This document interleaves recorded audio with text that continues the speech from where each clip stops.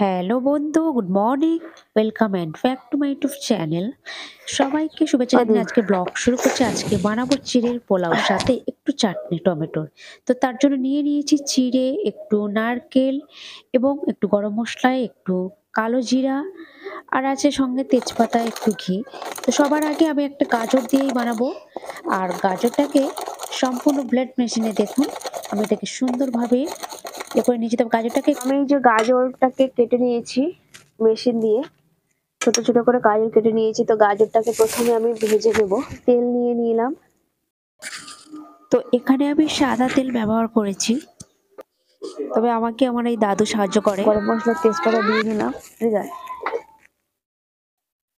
এখানে কালো জিরা আছে, কালো জিরাকে আমি দিয়ে দিলাম। তবে কালো জিরা বেশি হয়ে গেলে তিতো হয়ে যাবে, সেদিকে খেয়াল রাখতে হবে। আমার মশলাটা হয়ে গেছে, এবার আমি এগুলোকে দেবো। গাজরটাকে দিয়ে দিলাম।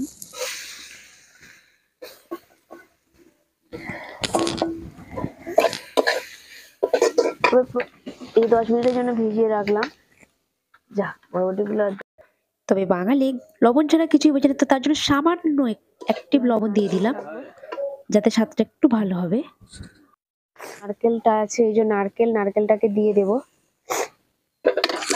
তবে নারকেল দিয়ে পোলাও বানালে সত্যি একটু ভালো টেস্ট হয়, পারলে আপনারা চেষ্টা করবেন। এখানে চিনি নিয়ে নিয়েছি, তবে 150 গ্রাম চিড়েতে মানে গাজর আর নারকেল ছিল বলে তো আমি 30 গ্রাম চিনি দিয়েছি। তবে সেটা স্বাদ মতো দিতে হবে। পোলাও রাঁধতে গেলে একটু চিনি দিতেই হবে, নইলে স্বাদ পাওয়া যাবে না। এখানে আমি চিড়ে হিসেবে যে ফরচুন যে প্যাকেট পাওয়া যায় চিড়ের, সেই ফরচুনের প্যাকেটের চিড়েটা ব্যবহার করেছি। তো সেখানে মানে ফরচুনের প্যাকেটের চিড়েটা সত্যি খুব ভালো, সলিড এবং নোংরা থাকে না। তো চিড়েগুলোকে প্রথমে আমি ধুয়ে নেব একটু, তবে বেশিক্ষণ রাখবো না, ধুয়ে মাত্রই জলটা সরিয়ে দেব। জল সরিয়ে এখানে চিড়ের মধ্যে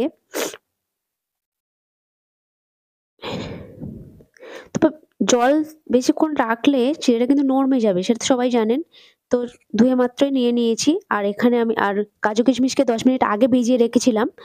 আর চিড়েটাকে 5 মিনিট হলেও জল সরিয়ে নিয়ে এখানে ঘি আমি ব্যবহার করেছি। তো এখানে সাদা তেল কিংবা সাদা তেলও ব্যবহার করা যায়, তো ঘিটা ব্যবহার করেছি, স্মেলটা ভালো থাকে। তো এখানে এই যে ঘিটা মাখিয়ে দিলে অনেক সময় মানে চিড়েটা ভেঙে যায় না, অনেকটা তেল তেল থাকে এবং ভাজতেও সুবিধা হয়।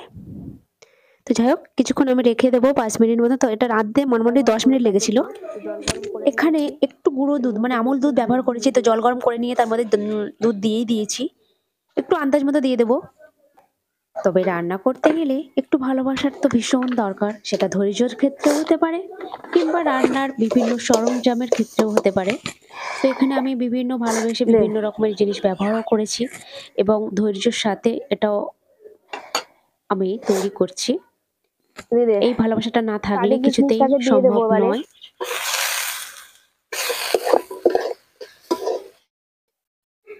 তো কাজু কিশমিশটা একটু আগে দিলাম, সাথে সাথেই আমি দুধটা এবার দিয়ে দেব। দুধটা আন্দাজ মতো দিতে হবে। দেখুন মানে কতটা নিয়েছি দেখতে পারেন, যে যতটা দিতে পারেন, দুধেও এবার মিষ্টি আছে। চিড়েগুলো আমি এখানে রেখে দেবো। তবে চিড়ে দেওয়ার আগে যখন আমার সবজিগুলো যখন গাজরটা হয়ে গেছিল, গাজর নারকেল, তখন আমি দুধটা ব্যবহার করেছিলাম।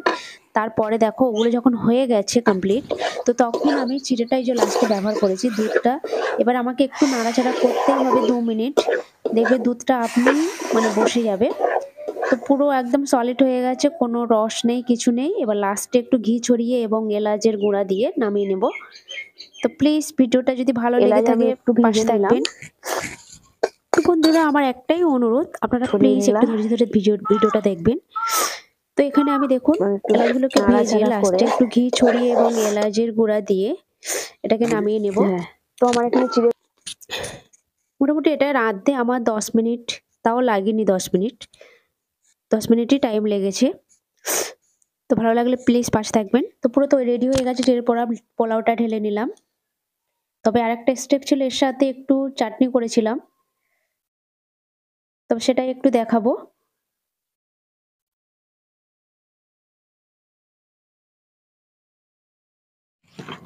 তার জন্য টমেটোগুলোকে ধুয়ে নিলাম।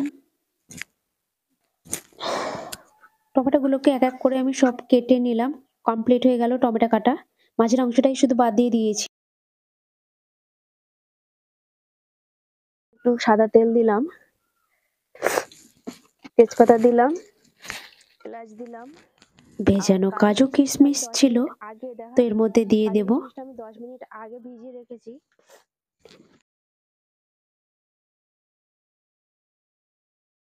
একটু চিনি দেব।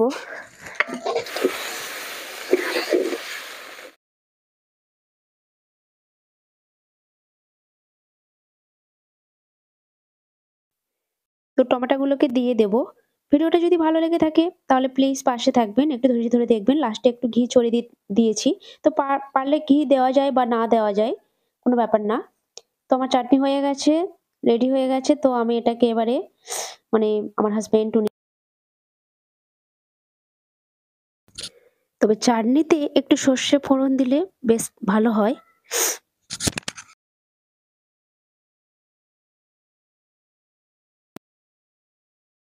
যে চিড়ের পোলাওয়ের সাথে আলু কষা কিংবা ডিমের কষা হলে খুব হয়। তো যাই হোক, আমি আজকে চাটনি দিয়েই সেরে। তো এখানে আমার ভাইকে আমি খেতে দিলাম সকালের টিফিন হিসেবে।